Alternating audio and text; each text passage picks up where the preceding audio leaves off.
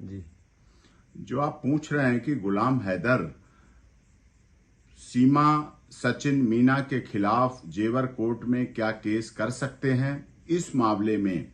हमारी भारत की न्याय पद्धति की धारा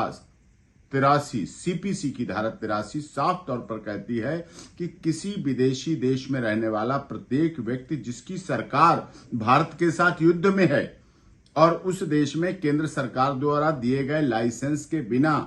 व्यापार कर रहा है, मतलब वहां रह रहा है, इस धारा के प्रयोजन के लिए किसी विदेशी देश में रहने वाला विदेशी शत्रु माना जाता है और विदेशी शत्रु माने जाने के कारण वो केस नहीं कर सकता है। Every person residing in a foreign country the government of which is at war with India shall for the purpose of this section be deemed to be an alien enemy residing in a foreign country,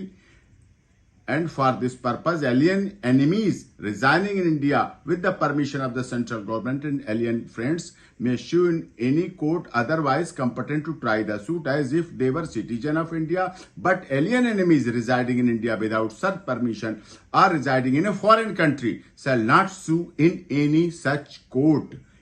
shell not sue in any such court.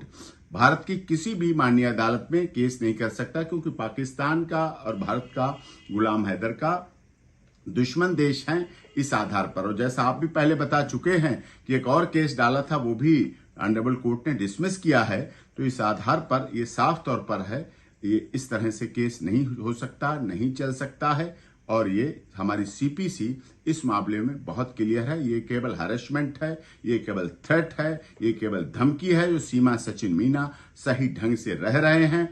उनको हर समय पहले भी यही होता रहा है, लगातार उनको उस तरह से उनके जीवन को, उनके बच्चों के लिए खतरा है और उनको थ्रेट लगातार इस तरह से लीगल थ्रेट भी दी जा रही है कि इस तरह से आएंगे, इस तरह से डराया जा रहा है, उन्हें धमकाया जा रहा है, और ये गलत है।